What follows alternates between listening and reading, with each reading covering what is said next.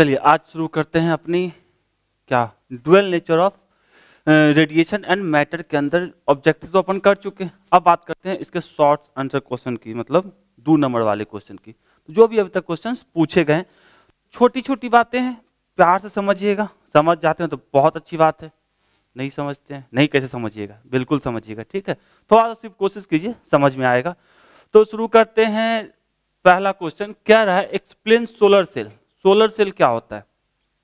Solar cell ऐसे समझिए कि जो सनलाइट को इलेक्ट्रिसिटी में कन्वर्ट कर दे, उसी को क्या कहते हैं? सोलर सेल कहते हैं। कह सकते हैं ऐसे, इस सोलर सेल या इसी का दूसरा नाम होता है photovoltaic cell is an electronic device that converts क्या चीज, the energy of light directly into electricity by the photovoltaic effect. अब फोटोवोल्टिक इफेक्ट क्या होता है, पता है क्या? चलिए नहीं पता है तो फोटोवोल्टिक इफेक्ट का मतलब होता है कि लाइट को वोल्टेज में कन्वर्ट करना, ईएमएफ में कन्वर्ट करने को ही कहते हैं फोटोवोल्टिक इफेक्ट। तो a solar cell is based on किसके ऊपर? PN junction which generates EMF when solar radiation fall on the PN junction. कुछ इस टाइप का फिगर आपने, मतलब फिगर क्या, प्रैक्टिकली इस टाइप के प्लेट्स देखे होंगे, इसी को सोलर सेल कहते हैं। ओके, और कह सकते हैं इसमें नॉर्मली जो मटेरियल यूज की जाती है वो होती है हमारी सिलिकॉन, और भी कुछ कुछ है, ध्यान में रखेंगे तो अच्छी बात है। अब इसके एप्लीकेशन की बात की जाए, कहाँ यूज किया जाता है? प्रैक्टिकली आप देखते हो कैलकुलेटर के अंदर रहता है, रिस्ट वॉच के अंदर रहता है, ठीक है। घर में इलेक्ट्रिसिटी के लिए यूज करते हैं, तो कह सकते हैं इसमें power supply in wrist watch, ठीक है। हाथ की घड़ी, कैलकुलेटर, सैटेलाइट वगैरह, सोलर एनर्जी से ही उसको एनर्जी मिलती है, कह सकते हैं। और लाइट मीटर वगैरह जो होती है उसमें, और कह सकते हैं कुकिंग में भी हम लोग यूज करते हैं, pumping of water, solar cooker वगैरह का नाम सुने होंगे, तो उस समय भी यूज करते हैं। तो यदि इतना ज्यादा, थोड़ा ज्यादा, चलिए जो भी है, ध्यान में रखेंगे कि सोलर सेल क्या होता है। सिंपल सा चीज है कि जो सनलाइट को डायरेक्ट कन्वर्ट किस में कर दे, करंट में कर दे, ईएमएफ में कर दे, उसी को हम लोग क्या बोलते हैं? सोलर सेल बोलते हैं। तो 2021 में पूछा गया था आपसे,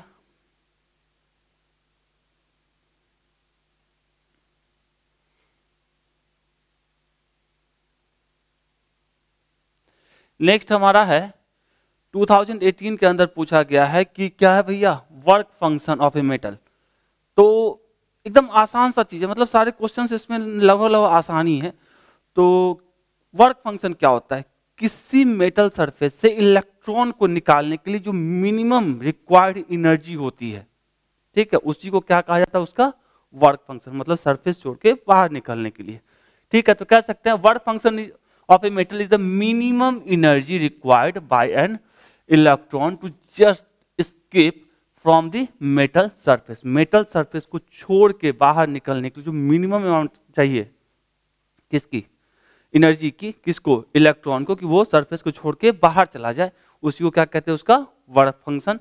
और एनर्जी ही रहती है तो स्वाभाविक है इसका यूनिट जूल में भी कह सकते हैं और इलेक्ट्रॉन वोल्ट में भी है। पूछे हुए था ऑब्जेक्टिव के अंदर कि जूल में लिखे कि इलेक्ट्रॉन वोल्ट में, तो दोनों में से किसी में भी लिख सकते हैं। तो वर्क फंक्शन किसके बराबर होता है? एच इंटू न्यू के, या वेवलेंथ के टर्म में बोलते हैं एच सी बाई लेमडा। अब सबसे ज्यादा हाईएस्ट किसके लिए होता है? प्लेटिनम के लिए, ऑलरेडी ऑब्जेक्टिव में बात कर चुके हैं। और लोएस्ट किसके लिए होता है? सीसीएम के लिए। याद रखना चाहिए आपको दो को। अब ये किसके ऊपर डिपेंड करता है? ये डिपेंड करता है मेटल के टेम्परेचर के ऊपर, नेचर, मेटल कौन सा है उसके ऊपर। हर एक मेटल के लिए अलग अलग वर्क फंक्शन, जैसे यही देख रहे हैं, सीसीएम के लिए अलग है, प्लेटिनम के लिए अलग है। यदि उसका टेम्परेचर अलग अलग रहेगा तो उसके लिए वर्क फंक्शन की वैल्यू भी अलग अलग होगी। और तीसरा, इम्प्योरिटीज, जो बाहरी, जो मतलब इम्प्योरिटीज का मतलब क्या है? जो एक्स्ट्रा आ गया है, कोई भी चीज मिलावट किया गया है उसके अंदर किसी और मेटल का, तो उसके ऊपर भी डिपेंड करता है। तो कह सकते हैं इट्स डिपेंड्स अपॉन तीन चीजों के ऊपर। और वर्क फंक्शन तो एकदम याद ही हो गया होगा, minimum required energy to remove a electron from a metal surface, ठीक है। तो आसान सा चीज है। जैसे ऐसे फिगर से भी थोड़ा समझना चाहेंगे, ऐसे करके एक मेटल बना दिए, अब इसके ऊपर हमने क्या दिया? एनर्जी आया, तो इलेक्ट्रॉन्स क्या हो गए? सरफेस को छोड़ के बाहर निकल गए।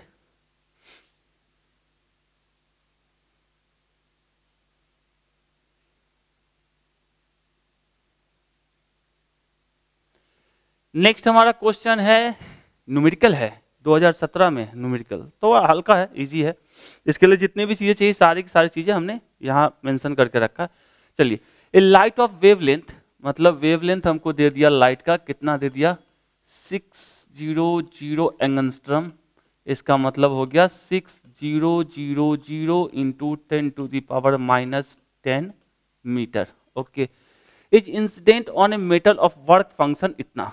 इसका वर्क फंक्शन की वैल्यू मतलब W नॉट की वैल्यू कितनी दी गई है 2 इलेक्ट्रॉन वोल्ट, मतलब कितना 2 into 1.6 into 10⁻⁻19 joule. 1 electron volt बराबर, बहुत बार बात कर चुके हैं, 1.6 into 10⁻⁻19 joule. Okay, will electron be emitted, क्या इलेक्ट्रॉन इमिट कर सकता है? इलेक्ट्रॉन की इमिट करने के लिए क्या चाहिए? उस मेटल सरफेस के ऊपर जो इलेक्ट्रॉन्स हैं उनको मिनिमम मतलब वर्क फंक्शन के बराबर यदि एनर्जी दी जाए तो इलेक्ट्रॉन इमिट करेगा। तो देख लेते हैं इस वेवलेंथ के हिसाब से कितनी एनर्जी हमें मिलती है। चलिए, एनर्जी का फॉर्मूला हम लोग जानते हैं, H इंटू न्यू या HC/λ जानते हैं, कहाँ है लिखें, ठीक है। तो हमको वेवलेंथ पता है, H की वैल्यू कितनी होती है 6.63 इंटू 10⁻⁻34, ठीक है। और C की वैल्यू कितनी होती है 3 इंटू 10⁻⁻ कितनी 8, और वेवलेंथ हमारा कितना दे के रखा है 6, 1 2 3 इंटू 10⁻⁻10। इसको जब सॉल्व करेंगे तो इसकी वैल्यू अप्रॉक्स आएगी, कितनी आती है भाई इसकी वैल्यू, ये वैल्यू आ जाएगी 3.315, ये आ जाएगी 3.315 इंटू 10⁻⁻19, कितना जूल, ठीक। अब ये हमारे पास एनर्जी है, जो ये सरफेस था, इस सरफेस के ऊपर जो एनर्जी दी गई उसकी वैल्यू कितनी आई 3 इंटू 10⁻⁻19। ओके, इलेक्ट्रॉन जो था सरफेस के ऊपर, इसको निकालने के लिए कितना चाहिए, उसको चाहिए इतना, और ये वैल्यू कितनी होगी 3.2 इंटू 10⁻⁻19, 2 से मल्टीप्लाई करेंगे, मिल रहा है 3.3, चाहिए कितना 3.2। ओके, तो इलेक्ट्रॉन निकलेगा ना, बिल्कुल निकलेगा, कुछ काइनेटिक एनर्जी के साथ निकलेगा। तो कह रहा है इफ यस, हाँ भैया निकलेगा, यस यस, क्यों, क्योंकि E की जो वैल्यू है वो ग्रेटर देन है इसके वर्क फंक्शन से, ठीक है। क्या रहा है if yes find maximum energy of the emitted electron, electron जो इमिट करेगा उसका मैक्सिमम एनर्जी क्या होगी। तो हम लोग आइंस्टीन के फोटोइलेक्ट्रिक इक्वेशन से जानते हैं E equals to kinetic energy plus work function. तो kinetic energy is equals to E minus work function. E की वैल्यू कितनी निकाला हमने 3.3, चलिए 3.315 इंटू 10⁻⁻19, और वर्क फंक्शन हमारे पास कितना है कितना है कितना है, यहाँ देखिए 3.2 इंटू 10⁻⁻19, तो 3.2 इंटू 10⁻⁻19, तो ये हमारा कितना हो जाएगा, घटाएंगे तो 511.0 इंटू 10⁻⁻19, और चलिए जूल में हो गया। अब इसको लिखना चाहते तो ऐसे लिख सकते हैं सीधा 1.15 इंटू 10⁻⁻20 जूल। तो ये इसके पास क्या होगा, इस एनर्जी के साथ इलेक्ट्रॉन बाहर निकलेंगे, लिखता था।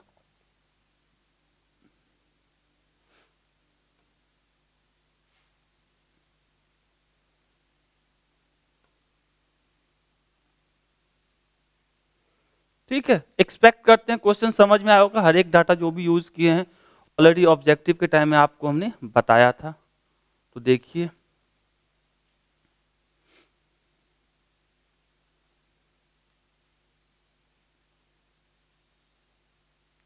नेक्स्ट क्या रहा, व्हाट इज पेल्टियर इफेक्ट।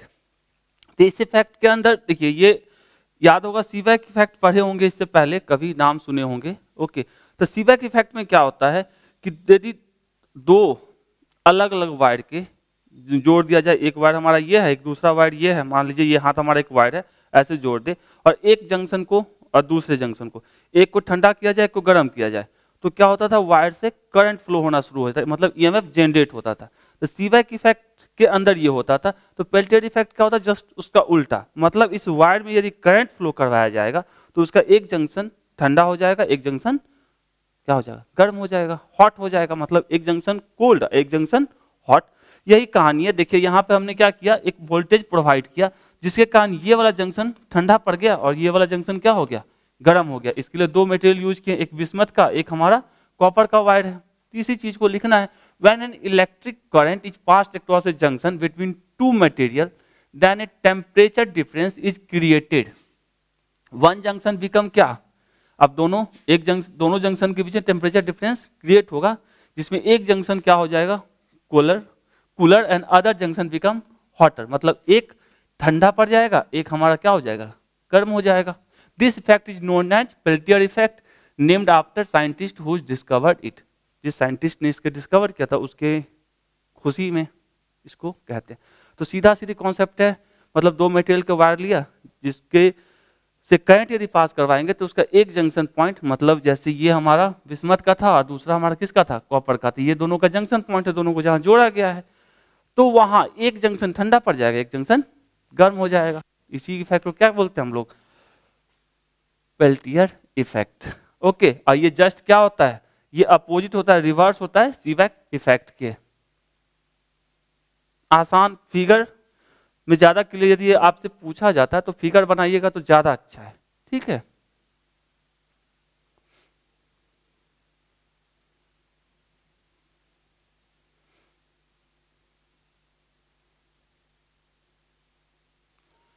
चलिए नेक्स्ट क्या है, डिफाइंड स्टॉपिंग पोटेंशियल।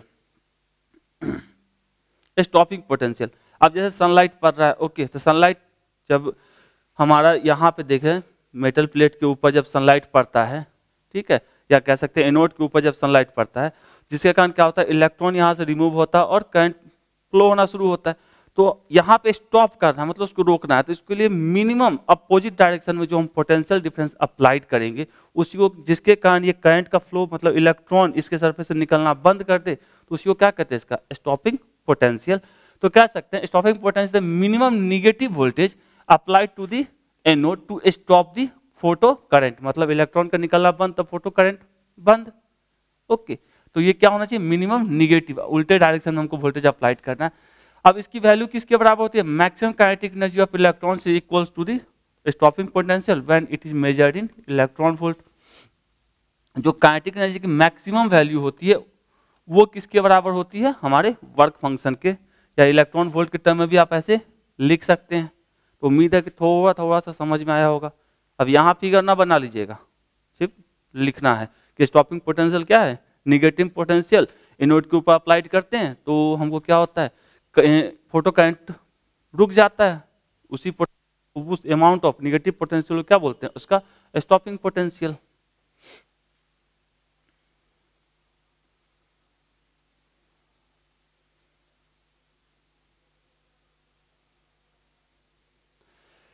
अब क्या कह रहा है, what are the moment and de Broglie wavelength of an electron with kinetic energy इतना।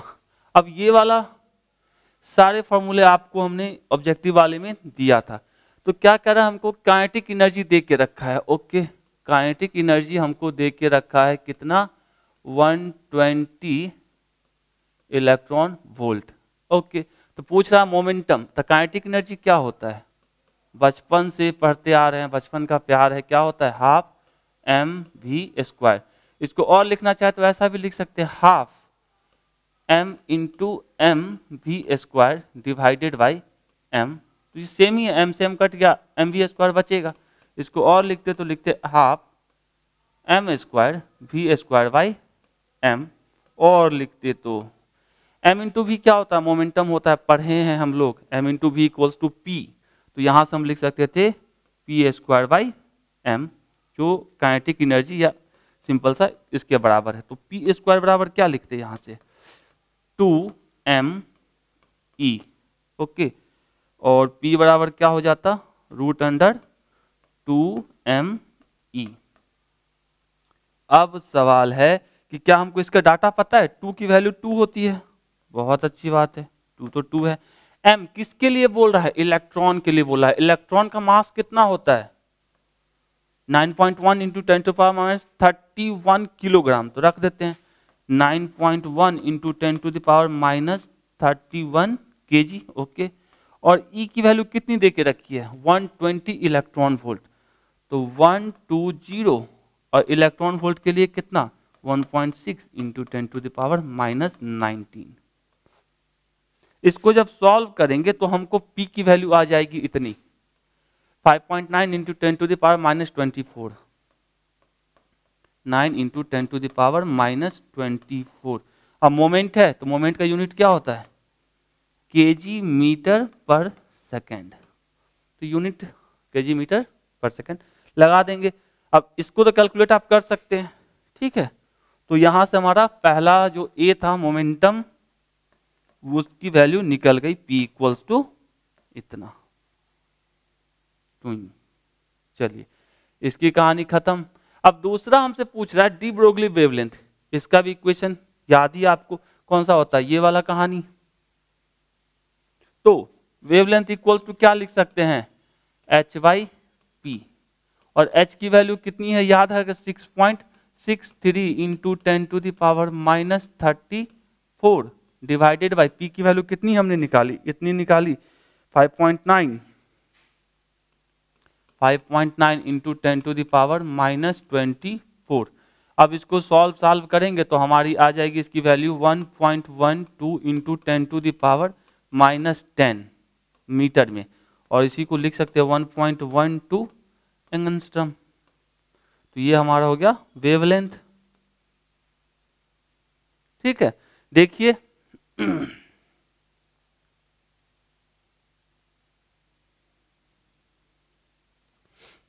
तो ये दोनों वैल्यू हमारी आ गई, यही दोनों पूछा गया था। उम्मीद है थोड़ा सा समझ में आया होगा, थोड़ा सा समझ में आया तो लाइक तो बनता है। आजकल आप लोग सोते जा रहे हैं, जितना एग्जाम नजदीक आ रहा है मतलब एकदम सुस्ती छाया हुआ है। थोड़ा सा 5 नंबर वाले को सीरियसली लीजिए, क्योंकि सबसे ज्यादा मेहनत यदि वीडियो बनाने में लगता है तो वो है 5 नंबर में, ठीक है। उसमें सबसे ज्यादा दिमाग खराब होता है मेरा, ओके। तो आप लोग का भी दिमाग खराब होगा, तो दिमाग खराब करना जरूरी है, क्योंकि एग्जाम पास में तो उसको सीरियसली लीजिए, उससे आपके 2 मार्क्स और 1 ऑब्जेक्टिव सब बनते हैं, ठीक है। चलिए ठीक है, अच्छी बात है।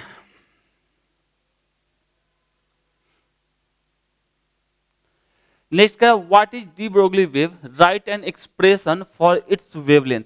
अब डी ब्रोगली वेव क्या होती है और उसके वेवलेंथ के लिए इक्वेशन लिखना है। अभी जस्ट इसको यूज भी किए हैं डी ब्रोगली वेवलेंथ का इक्वेशन को।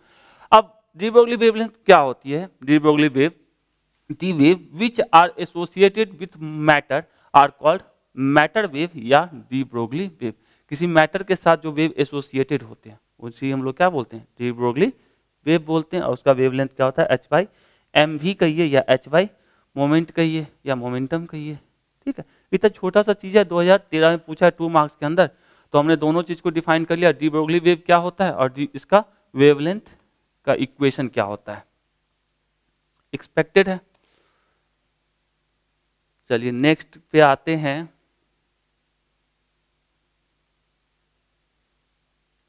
नेक्स्ट क्या है, why does thermionic emission take place from a metal surface only.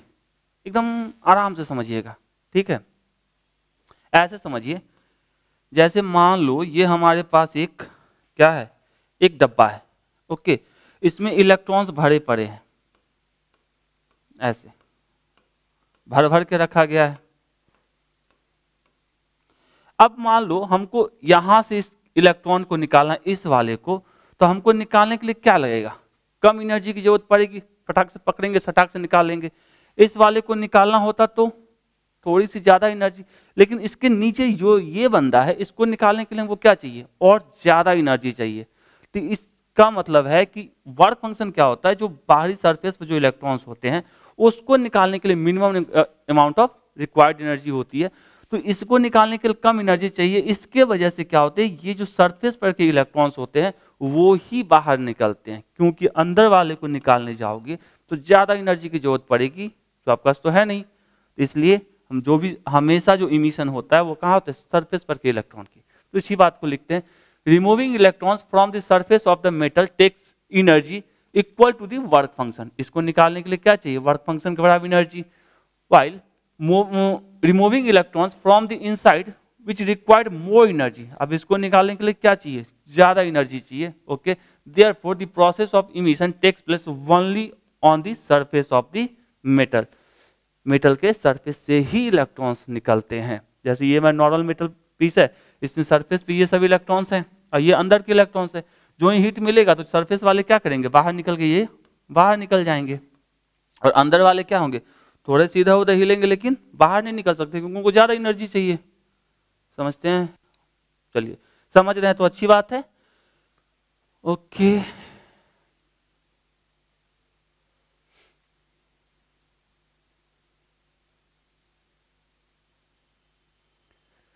चलिए नेक्स्ट हमारा क्या, एक्सटेट एंड एक्सप्लेन थॉमसन और सीबेक इफेक्ट। अभी जस्ट बेल्टियर इफेक्ट शुरुआत में पढ़े थे, वहां बोले थे कि वो सीबेक इफेक्ट का उल्टा है। मतलब उसमें हमने क्या किया था, करंट फ्लो करवाया तो जंक्शन पॉइंट पे क्या हो गया था, एक हॉट एक कोल्ड। यहाँ क्या है, यदि जंक्शन पॉइंट को हॉट और कोल्ड करेंगे, मतलब एक को गर्म, दो मेटल के वायर है उसके जंक्शन जहां पे दोनों मैच किया है, जैसे ये दोनों वायर है, एक वायर ये एक वायर ये, इसका ये जंक्शन पॉइंट है। तो इसको जब एक को गर्म किया जाएगा एक को ठंडा किया जाएगा तो क्या होगा, इस वायर से ईएमएफ जनरेट होगा इस वायर के अंदर, और मतलब करंट फ्लो होना शुरू हो जाएगा। इसी इफेक्ट को क्या कहते हैं हम लोग, सीबेक इफेक्ट कहते हैं। जैसे देख सकते हैं, इसको हमने क्या किया, कोल्ड किया, और इसको हमने क्या किया, हॉट किया। तो जिसके कारण क्या होगा, इस दोनों वायर के से ईएमएफ, यहाँ पे यदि एक रेसिस्टेंस लगा दो या बल्ब लगा तो बल्ब जलना शुरू कर देगा। इसी इफेक्ट को क्या बोलते हैं, सीबेक इफेक्ट। तो कह सकते हैं the phenomenon of generation of an electric current in thermocouple by keeping its junction at different temperature is called Seebeck effect और thermoelectric effect। अब इसके डिटेल में लिखते हैं तो when two wire made of different या dissimilar metals are joined at two ends to form a loop। जैसे यहाँ एक को ज्वाइन किए दोनों का एक इंड को, और दूसरे एक मेटल ये है एक मेटल ये है। Okay, and if two junctions are maintain at different temperature, एक को ठंडा रखा गया, डिफरेंट टेम्परेचर का मतलब क्या, एक बड़ा है तो एक छोटा ही होगा ना, different temperature. A voltage developed in the circuit, इस सर्किट के अंदर पोटेंशियल डिफरेंस या वोल्टेज जनरेट होगा। समझ रहे हैं, तो ये छोटा सा चीज है, मतलब वो याद है तो मतलब ये याद है तो वो तो याद है ही। मतलब एक में कह रहा है कि भैया इलेक्ट्रिसिटी देंगे तो जंक्शन पॉइंट क्या होगा, ठंडा और गर्म, और दूसरे में क्या कह रहा है, यदि जंक्शन पॉइंट को ठंडा गर्म करेंगे तो इलेक्ट्रिसिटी जनरेट होगी। आसान है।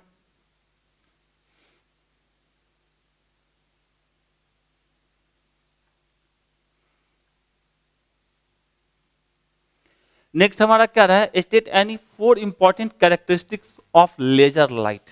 लेजर लाइट की 4 इंपॉर्टेंट कैरेक्टरिस्टिक मतलब गुणों को बताइए। पहला क्या होता है कि ये मोनोक्रोमेटिक होते हैं, मतलब क्या है कि इसके पास सिंगल वेवलेंथ होता है, लाइट रे के पास सिंगल वेवलेंथ। दूसरा सुपीरियर डायरेक्टिव, मतलब एकदम इसका डायरेक्शन देखते हो, लेजर लाइट यहाँ चला बहुत दूर तक जाता है उसकी रोशनी, तो कह सकते हैं laser beam is emitted in a specific direction.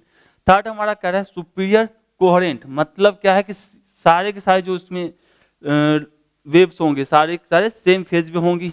Okay, और दूसरा कह रहा है collimation, all laser are parallel to each other and do not diverge significantly even over long distance.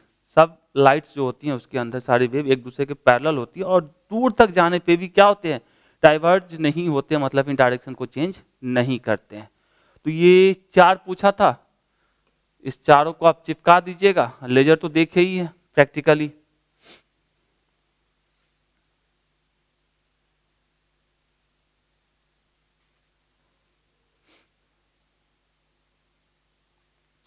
Right any 2 factors on which thermo EMF produced in thermocouple depend. अब 2 बताना है ऐसे factor जिसके कारण जो ईएमएफ थर्मोकपल में thermocouple के ऊपर, मतलब thermo EMF produced in thermocouple depends.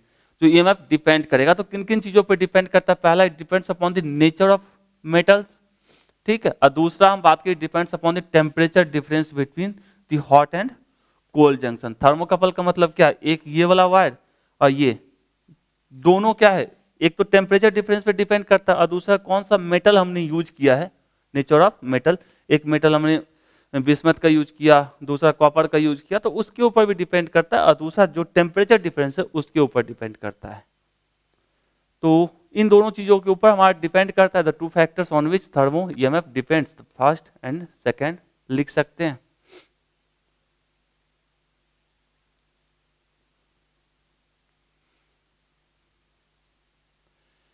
Next हमारा क्या है? So that the D Broglie wavelength of electron of energy E is given by the relation इतना।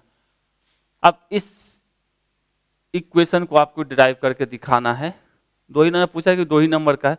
हम लोग क्या जानते हैं? डी ब्रोगली वेवलेंथ अभी जस्ट पीछे भी देखे हैं, एच बाई मोमेंटम या एच बाई एम भी जानते हैं। अब बात करें इलेक्ट्रॉन के काइनेटिक एनर्जी की, तो वो क्या होगा? Half m v square, v for velocity. Okay, तो इसको इस साइड ले आए तो क्या हो जाएगा? 2 इंटू ई और एम वी स्क्वायर का एम वी स्क्वायर। अब दोनों साइड हमने क्या किया? इस साइड भी m से मल्टीप्लाई कर दिया और इस साइड भी m से मल्टीप्लाई कर देंगे तो क्या हो जाएगा? ये वाला लिखा जा सकता है एम वी स्क्वायर और 2m v। अब इसको m into m square into v square, तो इसको लिख सकते हैं m स्क्वायर वी स्क्वायर, तो इसको ऐसा भी लिखा जा सकता है और 2me का 2me, तो एम वी इक्वल्स टू क्या लिख सकते हैं? रूट अंडर, इसको एम वी इक्वल्स क्या? रूट अंडर 2me और एम वी ये वाला बंदा, इसके जगह पे हम इसको चिपका दिए फ्रॉम इक्वेशन 1, तो wavelength equals to h by क्या हो जाएगा? Root under 2me, root under 2me, तो रूट अंडर 2me। इतना छोटा सा डेरिवेशन है, ठीक है, कुछ नहीं करना है। पहले हम लोग वेवलेंथ का फॉर्मूला जानते हैं, इलेक्ट्रॉन काइनेटिक एनर्जी को mv के टर्म में लिख लिए और उसको वेवलेंथ में जाके चिपका दिए, तो अपना निकल गया, आसान है।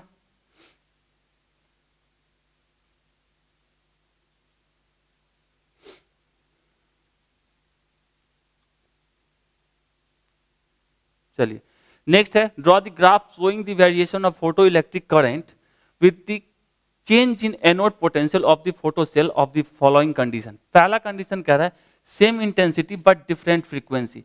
यदि फ्रीक्वेंसी डिफरेंट हुई, हमारा फ्रीक्वेंसी लिखा होगा, तो ग्राफ कुछ इस टाइप का बनेगा। सिचुएशन करंट की वैल्यू सेम होगी, ग्राफ कुछ इस टाइप का जो दिख रहा है ऐसा बनेगा। लेकिन यदि हम सेम फ्रीक्वेंसी रखते हैं बट डिफरेंट इंटेंसिटी, तो उस टाइम हमारा ग्राफ कुछ ऐसा बनेगा। इसकी इंटेंसिटी क्या होगी?